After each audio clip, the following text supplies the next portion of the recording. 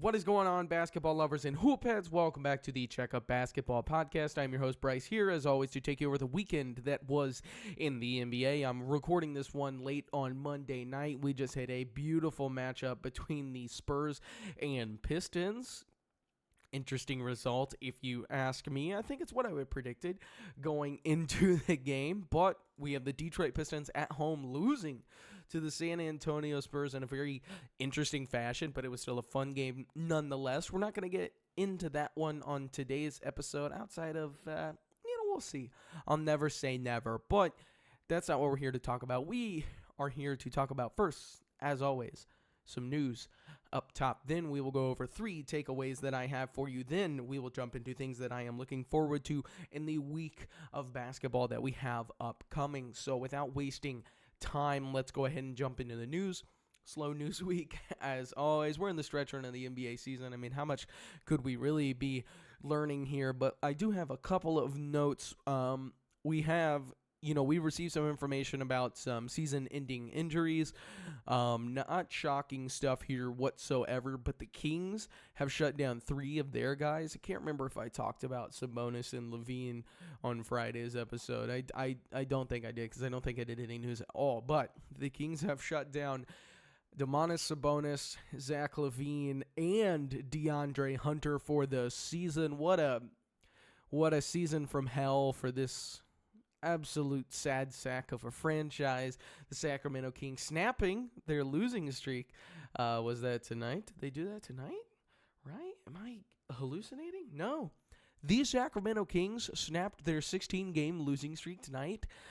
Somehow a franchise worst 16-game losing streak, and a franchise full of losing streaks and losing seasons. Can't believe they never got over 16 until now, but that has ended with Precious Achua's big 20-10 game, I think, against the also sad sack Memphis Grizzlies. But that's besides the point. Kings shutting down their guys. I mean, are we really surprised? They want to get those guys rested and healthy back for next season, because they're looking to compete.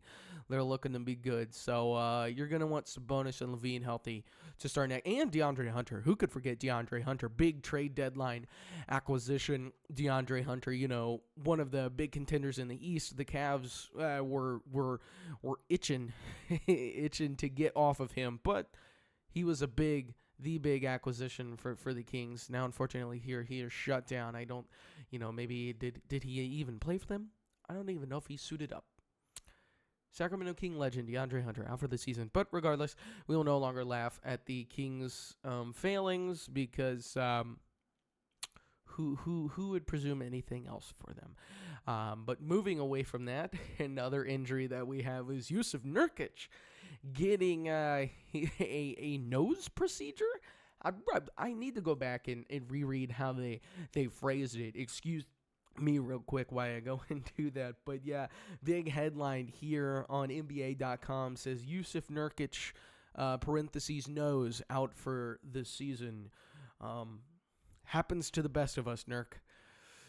Happens to the best of us, brother. Now the Jazz don't have to sit him out and take the fines. They're like, dude, you want a nose job? Go get a nose job. Go get a nose job midseason. That way we can have an excuse to not play you and not have to take the fines from the NBA. So shouts to Big Nurk having a shockingly good season. I was 100% confident that dude was donezo after the last couple of years in the mistake that was the Phoenix Suns of a couple of years back. But again, having a resurgence. We'll see where he ends up next season. Couple of other things here. DeJounte Murray. Do you remember he existed?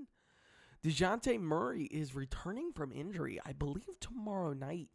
He is slated to play. Let's look at the schedule here real quick. DeJounte Murray, who's been out since last January, he tore his Achilles late last January, I believe it was.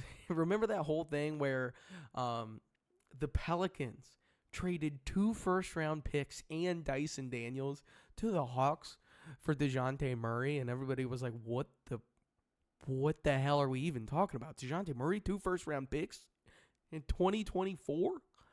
Oh, my God. And then he broke his hand 6 games into the season last year for the Pelicans, came back, played a little bit, and then tore his Achilles.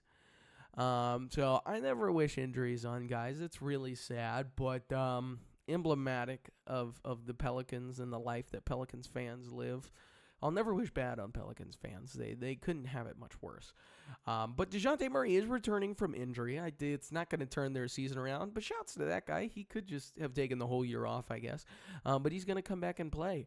The Pelicans aren't playing for draft position, so why not? Why not make Pelicans games slightly more watchable or more unwatchable, depending on who you are? I mean, he might as well just be another Jordan Poole out there, right? How many middies are we going to see a game from DeJounte Murray? Can you imagine the spacing on that team? You thought it couldn't get worse? DeJounte Murray's going in the starting lineup right next to Jordan Poole. I don't know if you guys saw the other night. The big news right here.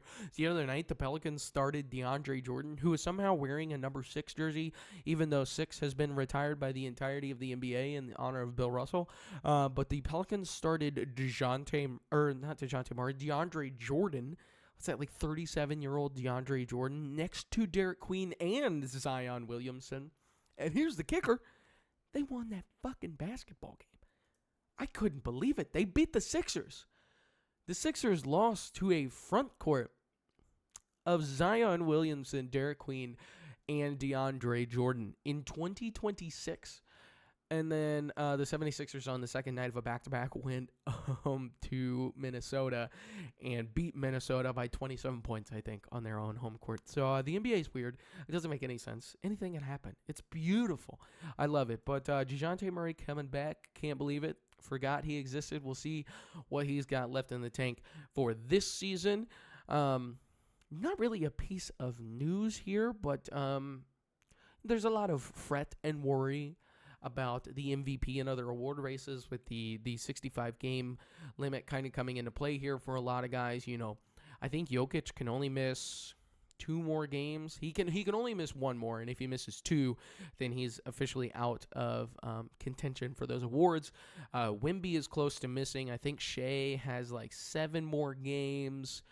Anthony Edwards only has so many more games left to miss, like 7, so he'll probably make it. Steph Curry is already ineligible. Kawhi Leonard, famously healthy Kawhi Leonard, only has a couple more games that he could miss down the stretch run of this season, so we'll see what happens there.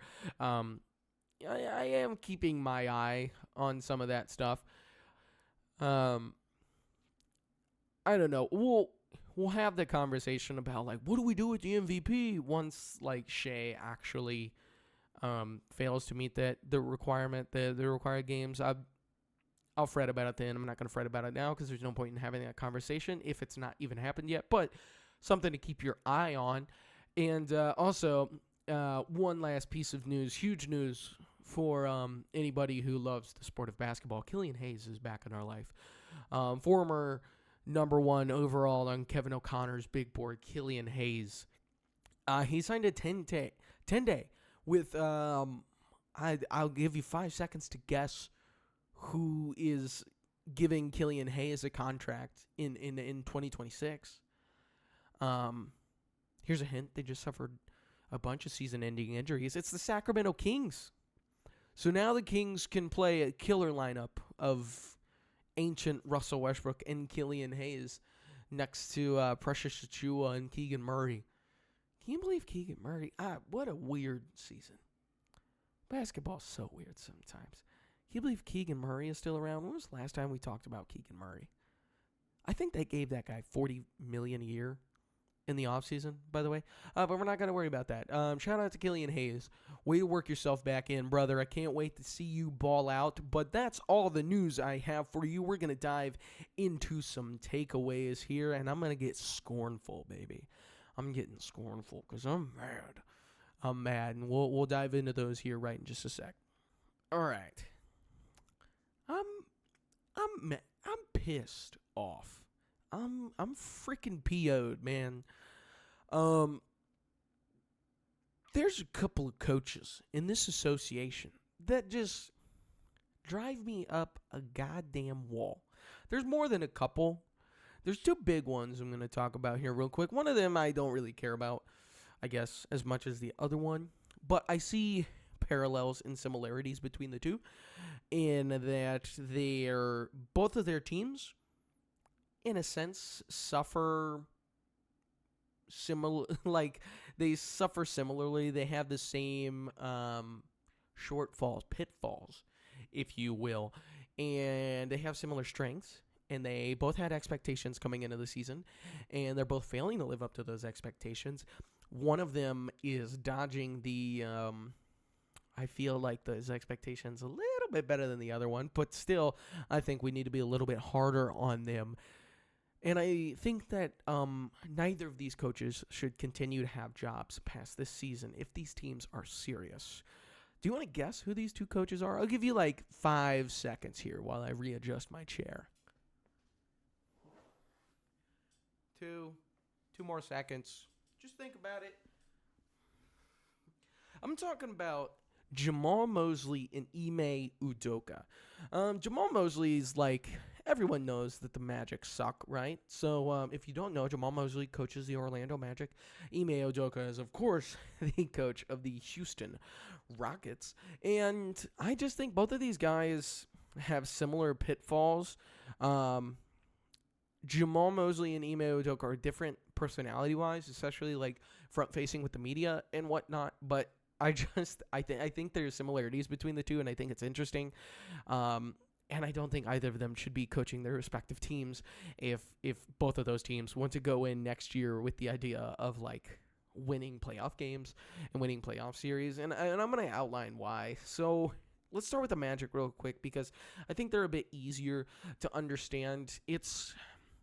Zach Lowe kept bringing this up in the offseason, but it had been like 13 years or something since the Magic had a top 20 offensive rating in the NBA, and that's kind of unfathomable. Like, I don't know how there's not just one season where you have like the 18th offense. That's not even top half of the league. That's not even above average. That's just like top 2/3 of the league, and still they had never seemed to attain that. I'm going to go look at their offensive rating right now. I think last year there was some hope around Jamal Mosley, just because the Magic, they suffered a lot of injuries, and but they had a really good defense, and they kind of had this like rugged identity, and it felt like, oh, we just need a little bit more perimeter creation. We just need a little bit more shooting. We maybe need another one of our young guys to pop. And the Magic could really have been something, especially in such a wide open East. In preseason, a lot of people that I respect had a lot of like really high opinions of the Magic, and they were very confident in them. They were like, this could easily be a 50-win team. I think their preseason over-under was over 50 wins. And so a lot of people were like, I could see this team making the finals. I could see this team making the Eastern Conference Finals. I could see them being the 1 seed. I could see them winning 55 games. You know, whatever. They have a rugged defense. They go out and they trade for Desmond Bane, and a perimeter creator and an excellent shooter. And they're like, okay, this will help the offense out a little bit, and maybe just maybe we'll string together some injury luck, and we'll go into this season and we'll be good. And it's not happened. Now, they've had tons of injuries, sure, but teams always have injuries. Teams always have injuries, and identity and leadership and the culture you set within your team can kind of carry you to wins. This is a big complaint I had about the Cavs early in the season, too. It's just like, yes, I care about the injuries, but if you can't even scrounge together a lot of competitive games, then I don't know what to believe of you. And the season that Paolo is having as an offensive creator is just incredibly lackluster. One of the most inefficient, like, volume scoring seasons we've seen in quite some time. Maybe ever. Like, I don't know where that ranks historically, but it's bad. Jalen Suggs, like, as good as he is, and as much as the Magic are good when Jalen Suggs is on the floor, he's just in and out of the lineup. He's a guy who I think is just going to perennially play 50 games a season. And if you're a team that's going to pay and have Jalen Suggs employed, you just kind of have to be ready for that with his play style. He's a super high impact guy, but you have to prepare for the eventual reality that he's going to be injured. Franz Wagner has been out for large portions of this season, but it's just not looked good or comfortable or right at any point. There honestly was a lot of stuff early where like the defense was really bad, whereas they were like a top 5 defense last year, and just early on in this season it felt like they lost all that identity. The offense, although you may not have like the offensive creators and the initiators that you want and not all the spacing that you want, but like the Magic just don't run sets. They run ISO plays, or they run one play action, they run one high screen and roll, and that's it. There's no off-ball movement, there's no off-ball screening, there's no creativity to their game, there's no use of like the different spaces on the court, the wing, the dunker spot, there's just nothing to their offense. It's tragic. It's so bad to watch. I really like can't stand watching that team and I want to, because I like several of those guys. I like the idea of Paolo. Jalen Suggs tries his ass off whenever he's on the court. The kind of pop that Anthony Black has had this season has been really interesting to me. And Franz, I think, is the better of the two forwards.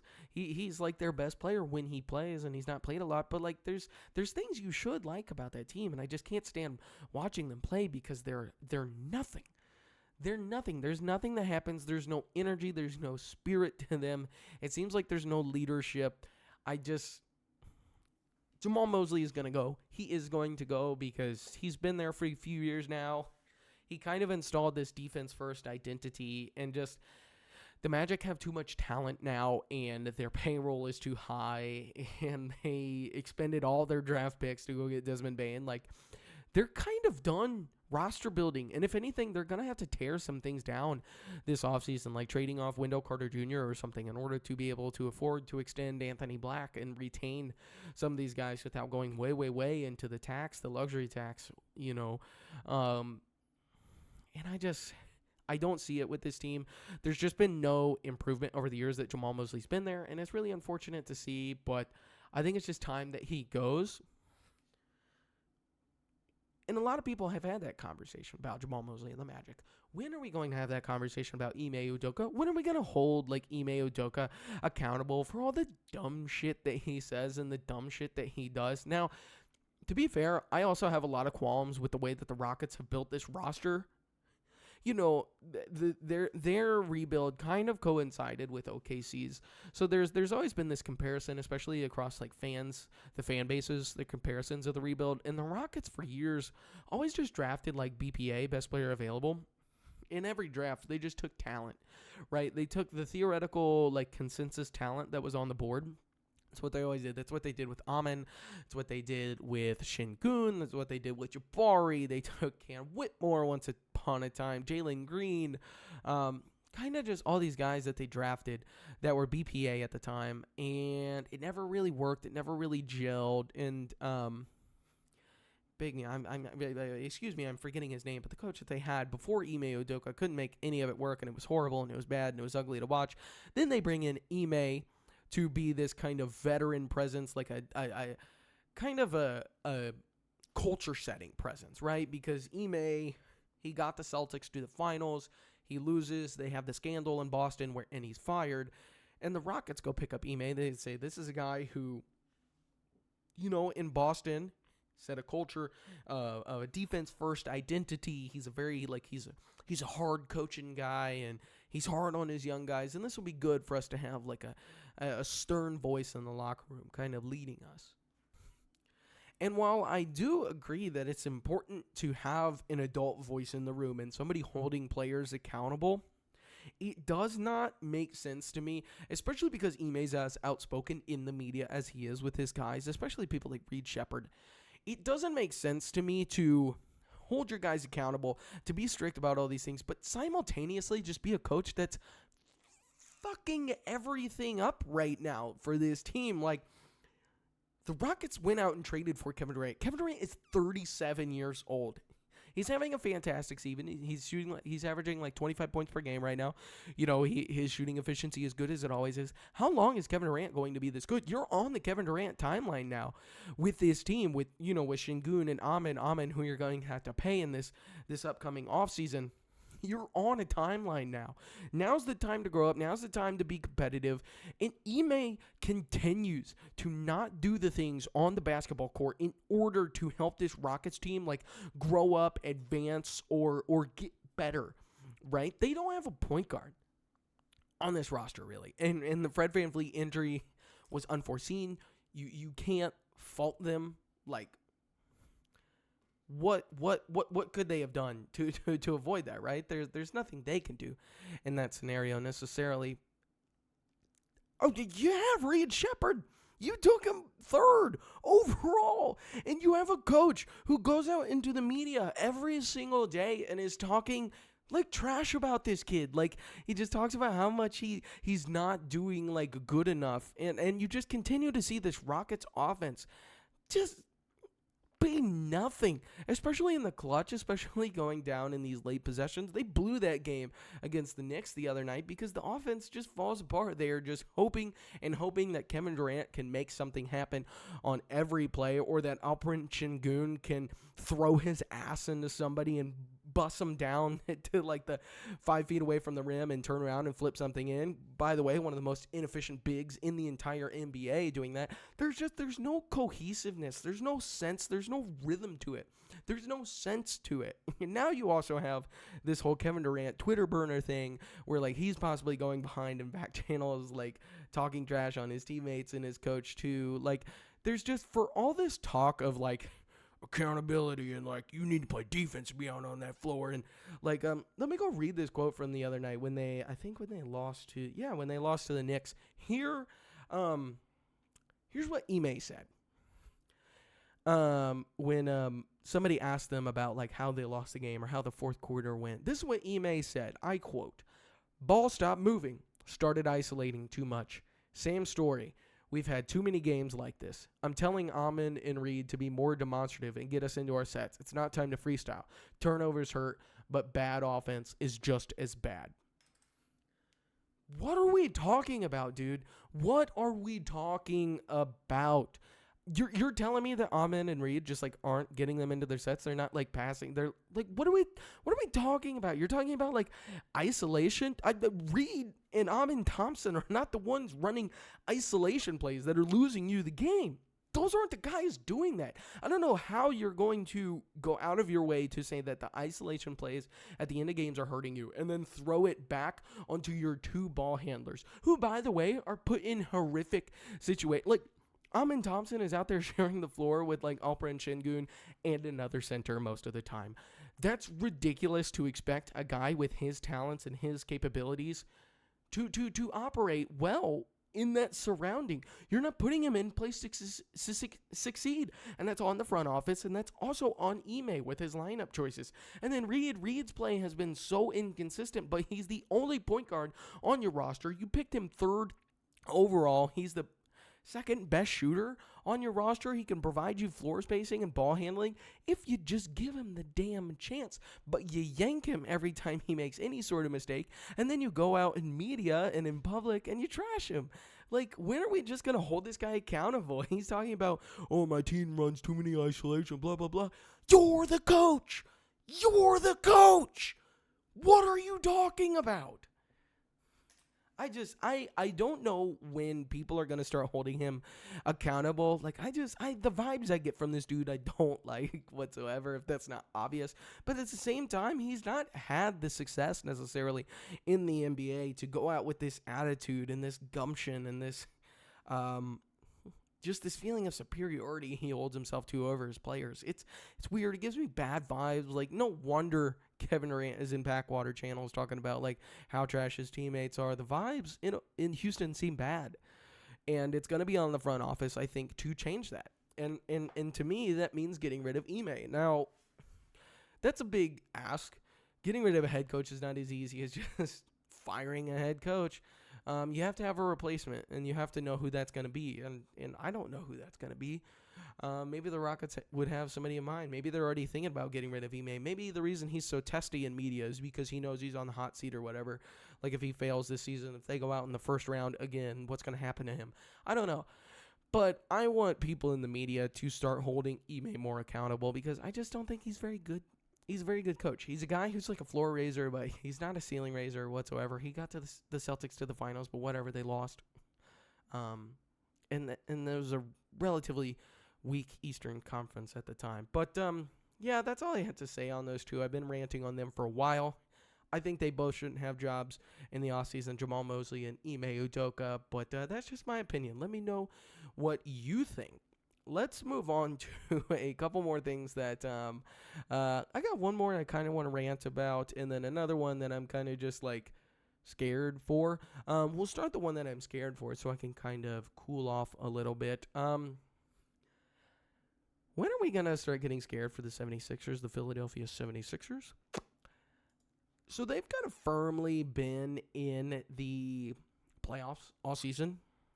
They are at real risk of falling into the play-in right now. So the Philadelphia 76ers are currently 31-26. They are only a half game up on both the Orlando Magic and the Miami Heat.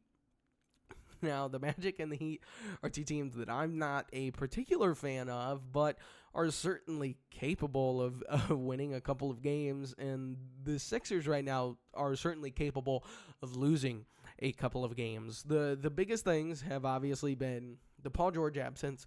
Paul George is not what he used to be, but he's turned into this like really interesting, toolsy, he's a great passing defensive wing, and he's a good shooter still. So he kind of just like fills all these little stop gaps for them. He's not the smooth, silky one-on-one scorer he used to be. He's not running a ton of like pick and rolls or whatever, or being a primary scorer, but just being a guy who can catch the ball on the wing, do secondary playmaking stuff. He's a connective passer. He's still a good defender.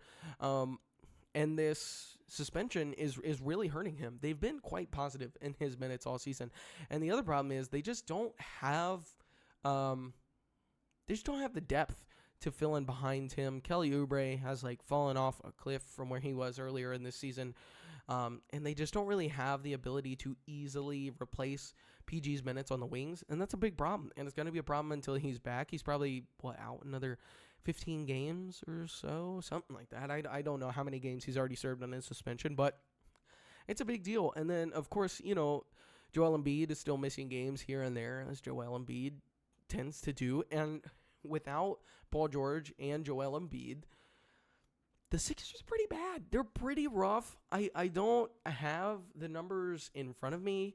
I can look real quick at what their lineups are like without those two on the court. But I can tell you definitely a reason they're pretty rough. The Sixers, like, they've just kind of been losing games. Tyrese Maxey, despite the awesome season he's been having, he's playing like 40 minutes a game. That's so many minutes. And it really looks like it's kind of starting to catch up to him. Teams are getting better about knowing how to scheme on him, especially with Embiid and PG out of the lineup. And VJ Edgecombe, who is still having a phenomenal rookie season, is slowing down just a touch. He's hitting that rookie wall just a little bit. And VJ is not quite a good enough of like a secondary ball handler, playmaker, creator yet to fill in when Embiid's not there. And yeah, just the rest of the roster outside of those four dudes is just pretty lackluster. I like all the minutes that Dom Barlow's been giving them this season. I thought it was good that they gave him a contract. He's a good hustle big, but he's not going to score a ton of points or anything for you. Like I said, Kelly Oubre has been pretty rough. Quentin Grimes, I don't think has scored. He hasn't scored like 20 minutes since December or something. And if Quentin Grimes isn't scoring a bunch of points, he's not doing a whole lot else. Andre Drummond is still ancient and old and starting for this team, and it's pretty problematic. I don't know. That the Jared McCain trade is really interesting to look at right now. And not that if they had Jared McCain, they still wouldn't be losing these games. But the fact that they traded McCain and talked about it as like a retooling move, and they didn't make any other move to help them at the deadline to go get additional help with the picks that they got back in the Jared McCain trade. Like, I don't know how many seasons you can reliably get out of Joel Embiid at this point. He's having a relatively healthy season by his standards, and who knows what next year looks like. Like, who knows if something happens, man. with Embiid, you can never really tell, and I obviously don't wish that at all. But hey, you never know. So I'm scared if the Sixers fall into the play-in. Like, I would still bet on them to make it out. They would still probably be like a 7-8 seed in the play-in if that's where they end up. But who knows what can happen there? You can easily see them losing 2 games. Like, if Embiid's not healthy, if something happens to Paul George, like, who knows what Edgecombe would look like in play-in games. Like, you could easily just see this team missing the playoffs, and that would be catastrophic for them, and I don't hope that. But I'm keeping my eye on that certainly right now. It's a pretty big, and I'll talk about it here in just a little bit, but it's a pretty big storyline, I think, that East play-in and the West play-in. East play-in, though, interesting. Keep your eye on it. Only a half game up on Miami and Orlando here. But, hey, I'm going to go see them play the Pacers tomorrow night. Be pretty shocking if they lost that one. But crazier things have happened. But just Philly fans, I'm keeping my for the city of Philadelphia as a whole, just the streets and the stoplights and the regular people who aren't fans of the 76ers. I pray for you and your safety if the Sixers miss the playoffs after this. I'm sorry, that's a awful Philly joke, but yeah, just keep your eyes on that for me, okay? On to our last takeaway here. And we're going to talk about a tanking team for a second, and we're going to talk about the Brooklyn Nets. Not in a positive way, unfortunately, but nobody's talking about these tanking teams all that much headed down the stretch run here, so I'm going to give them a little bit of light. I'll say a couple of positive things, I promise, throughout this, but it will be mostly negative. And the reason I want to talk about the Nets is because OKC and their return to play from the All-Star break played them on Friday night. I watched that game, and it's just got me thinking, like, Brooklyn's rebuild really doesn't make any sense at all to me, and it's kind of me, like, developing my philosophy about, like, how should NBA teams build, how should you obtain talent, and a lot of this is market dependent and whatever, but team building, thinking about it, thinking through it, looking at real world examples of certain thought processes, working out in real time, what is seemingly successful, what is the trend among successful teams, and what's not the trend amongst unsuccessful teams. And I think one of the biggest things, believe it or not, is like synergy. Not only on the court, but between the coaching staff and the front office and the entire organization. Do you have synergy? The Spurs, the Pistons, definitely the Thunder. There's synergy, top down, from the front office, the GM, the scouting staff, to the head coach, to the players. Everybody understands the mission. Everybody understands what is expected of them. Everybody understands what we're doing. Right, I have a big problem with, like, the Rockets. This is the shit last year with Denver and their front office and the head coaching staff. Created a big problem. They fired their coach right before the playoffs, and that was scary. So, if you're rebuilding, you damn well better have a plan that you set forward in motion and you stick to, unless something unexpected happens. And for Brooklyn, like, I just don't understand what they're doing, right? Now the big problem was that they initially had traded all of their first round picks to Houston, right, for James Harden.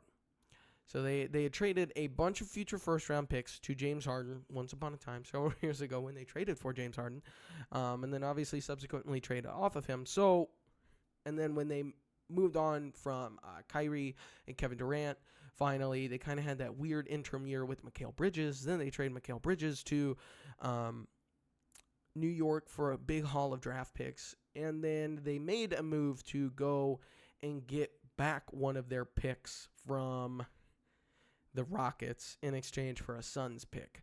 I believe it was. This whole convoluted thing. But basically, it was like Brooklyn was looking like they weren't going to have any of their draft picks, and they were moving into a rebuilding era. And that's always really hard.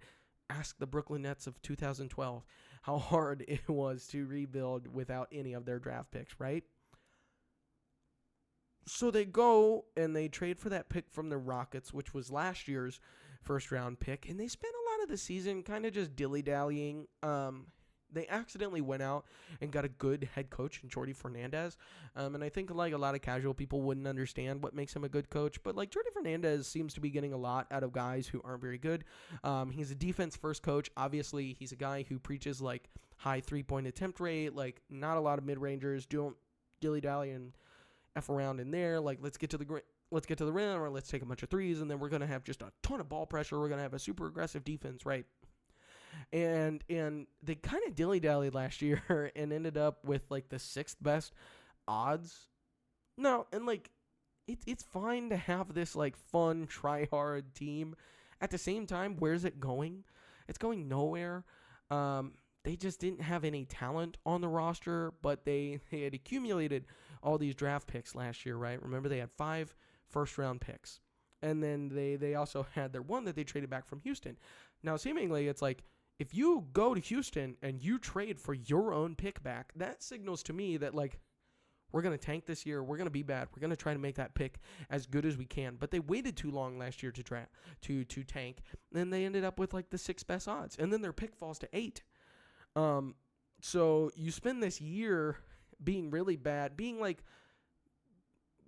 normal bad for most of the year, not winning a lot of games, but being like the 8th worst team in the league. And then all of a sudden, like after the All-Star break last year, they just lose everything and they get to 6 and then they fall to 8, unfortunately, right?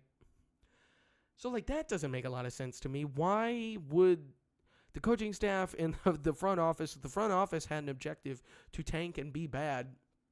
Why is the coaching staff not in agreement doing the same thing, trying to lose games? I know we're having all these conversations about wanting teams to be competitive and whatever, but like seemingly to me, the front office had an objective.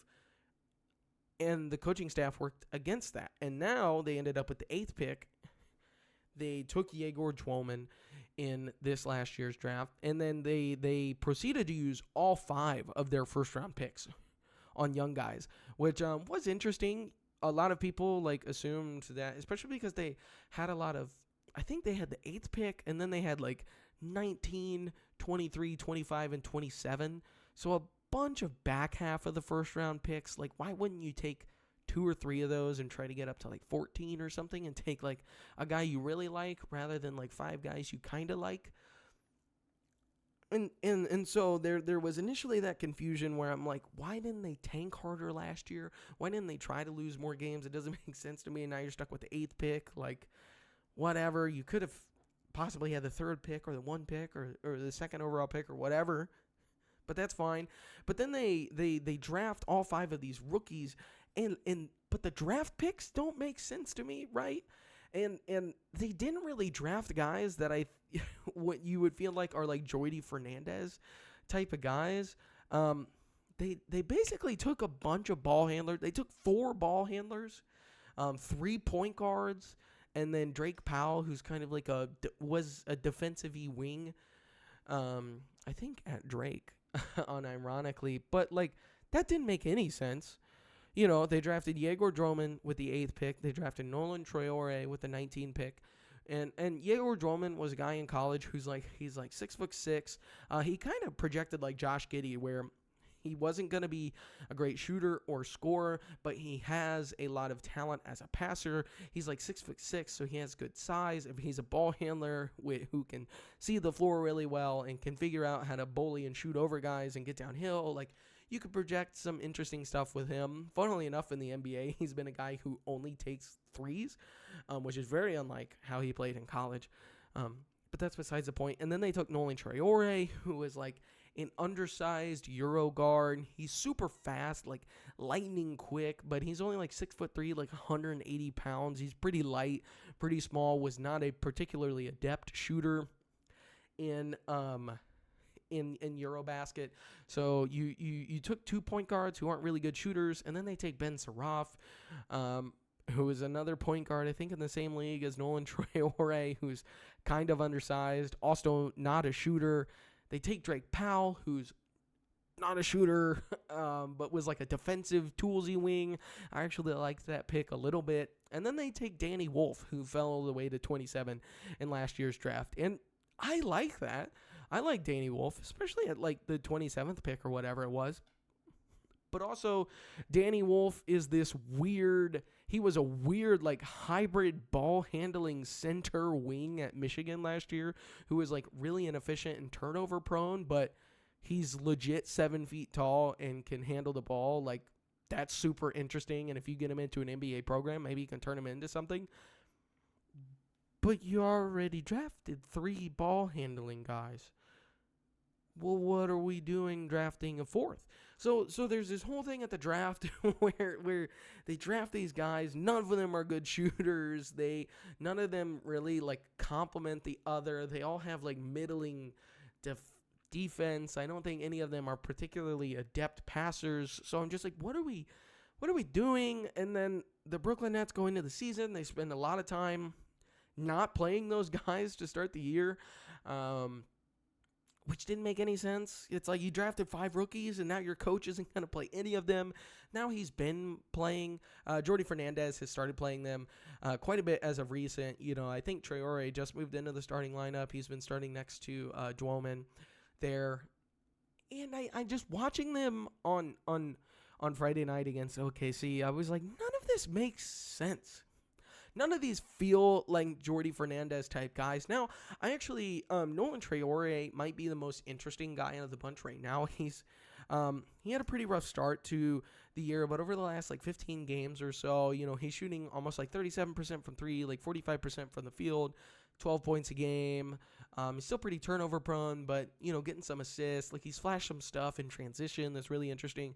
I thought actually in OKC, like, he picked up guys a lot full court, and I was like, okay, use your energy and speed and hands for something, but he's still really skinny. And I was just watching them. I'm like, none of this makes sense. I don't understand what we're doing here. I don't think any of the guys that they drafted have really flashed like star potential. And then, we still have Michael Porter Jr. on this roster, which is fine, I guess, if you want to keep him, but I feel like you could have gotten positive value for him at the trade deadline, and he's like, probably 28 years old now. So he's going to be this kind of older vet playing with all these young guys, and he's a free agent in a year from now, so who knows if he's still even on the team. Felt like you could have gotten positive value for him at the trade deadline, but they didn't. They're going to go into this offseason with like a ton of cap space. They ate into some of it at the trade deadline, accumulating some pick assets and salary dumps. But still, like, I don't know who or what they're going to spend it on. The restricted free agency and unrestricted free agency class are pretty weak. And then, let's see where they're at in the standings right now, or, the reverse standings as they're called. Indiana's got 2 losses on them. And then Sacramento is firmly the worst team in the league, so I think they're 3rd in the reverse standings right now, which is fine. So they have decent odds at getting the number 1 overall pick. But if they fall again this year, like, I don't know. This class is also like really guard heavy. this rookie upcoming draft class is really guard heavy. So if they just like fall into this range where there's all these like really good guards, and if they were in the range to draft a guy, and this is going out of it a little bit, but a guy like Kingston Flemings or Keaton Wagler, like, I instantly like Kingston Flemings more than any of the 4 ball handlers they just drafted. So like, I would say go draft Kingston Flemings and just take him and be like, okay, the rest of you guys can just F off. I don't know. Jordi Fernandez is a good coach. I like him. I like the defensive identity that he's bringing. But it's that kind of thing where in a rebuild, he kind of favors some of these vets on the roster a little bit more because they don't make all these mistakes. that some of the young guys make, and that's fine to have accountability. But like when Terrence Mann is featured very heavily as a ball handler and like primary defensive guy for your team, like I don't know what that's doing for you at all. I don't know what that's doing for you at all. It's not helping your young guys in any way. So I wanted to talk about Brooklyn and how confusing they are. If they don't get a good pick this year, like a top 3 pick this year, I'm kind of concerned that they're just going to be stuck in purgatory for a long time, or they're just going to be really bad for a long time. And I could be wrong. Maybe one of these guys, Trey Ori or Danny Wolf, kind of pops and does something interesting, but they're just weird to me, and I wanted to talk about it. Maybe you feel the same way. Please let me know if you do in the comments.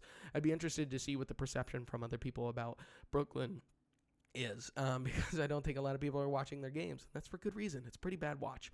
Also, the other interesting thing about them is that they take a shit ton of threes. They take the second most threes in the league, or at least they take the second highest percentage of their shots are three-point attempts.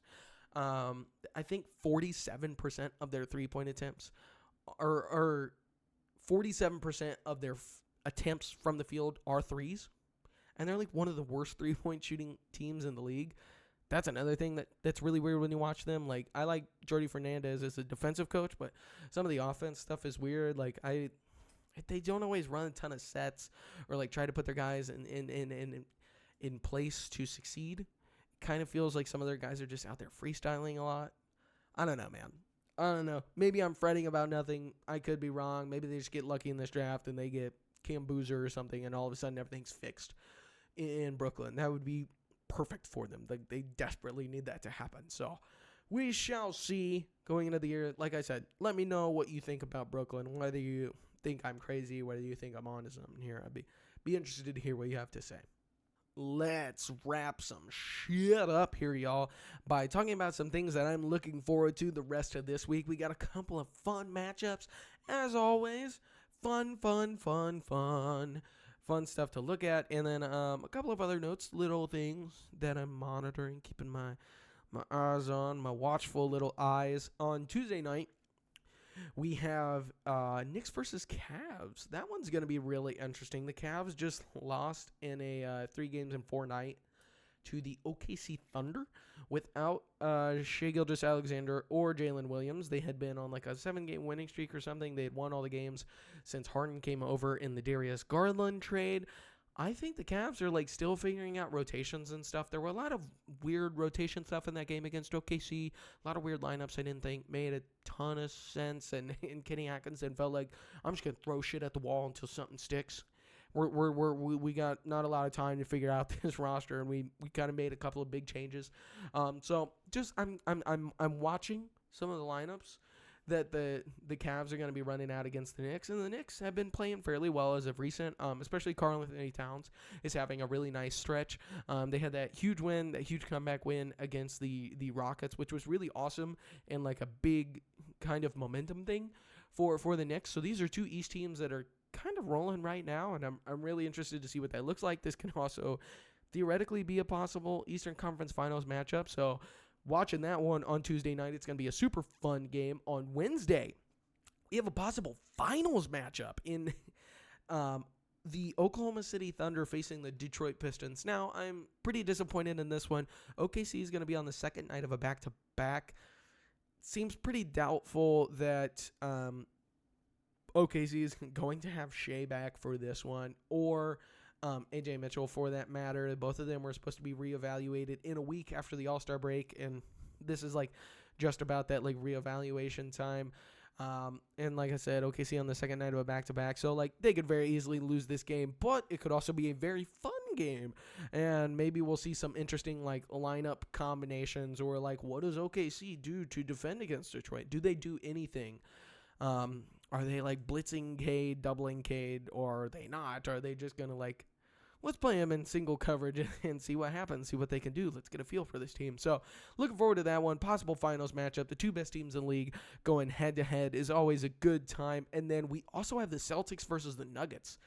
Big one to me. The Nuggets have been a real stinker ever since Jokic returned from injury. Jokic himself has not seemed like he's been able to find himself again. Some of the, the scoring and the assists, the PRA, the volume is all there, but like the turnovers are a bit crazy. The defense is horrible, awful, and in the clutch play in particular, if you've watched the Nuggets in the clutch of recent, it is tragedy.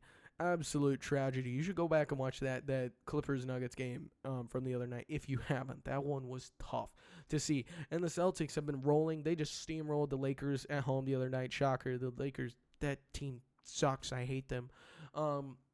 So the Celtics could get a huge win on the road here against the Nuggets. So keeping my eye on that one big time. And then Thursday night, Clippers versus Timberwolves. Clippers, hey, Benedict Mathurin, we see you, man. Clippers lost a bit of a heartbreaker against the Magic the other night, but that's okay. They've still been really good, even without James Harden. Hey, Mathurin, always respect here from Indy.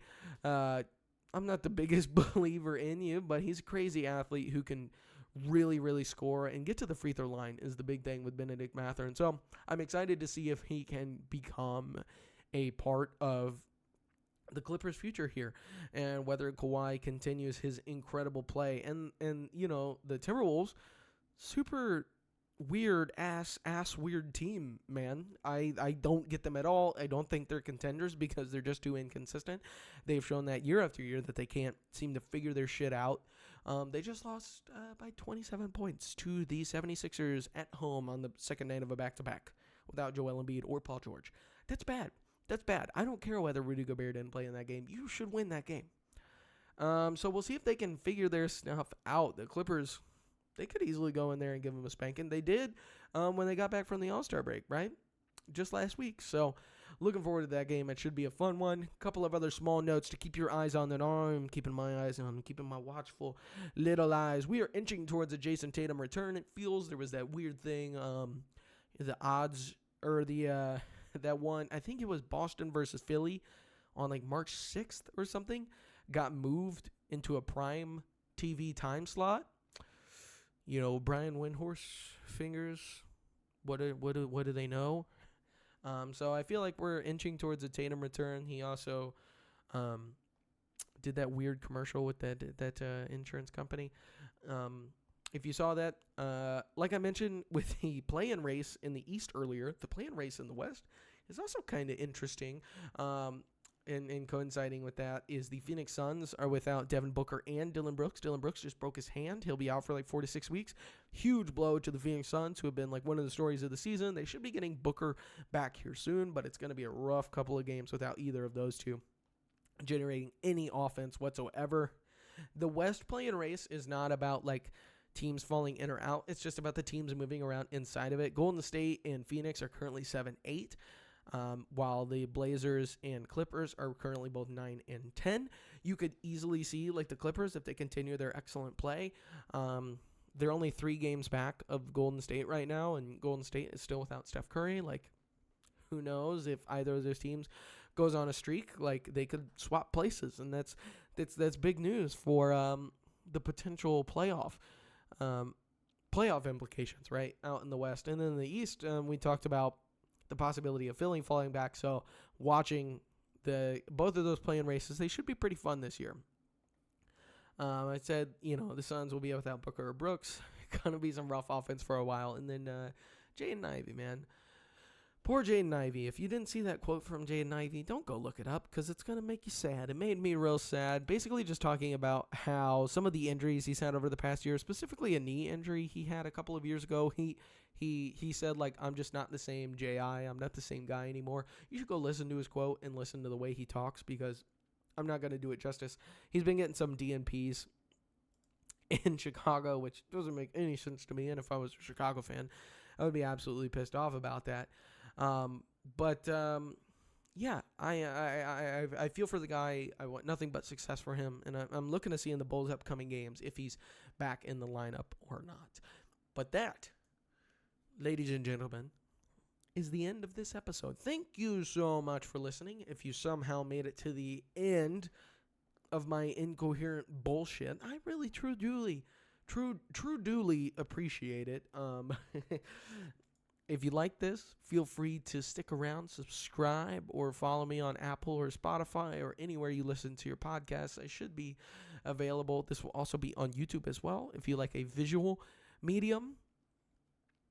But I'm done. I will be back on Friday, of course, with another episode, and I will see you all then. Okay? And goodbye.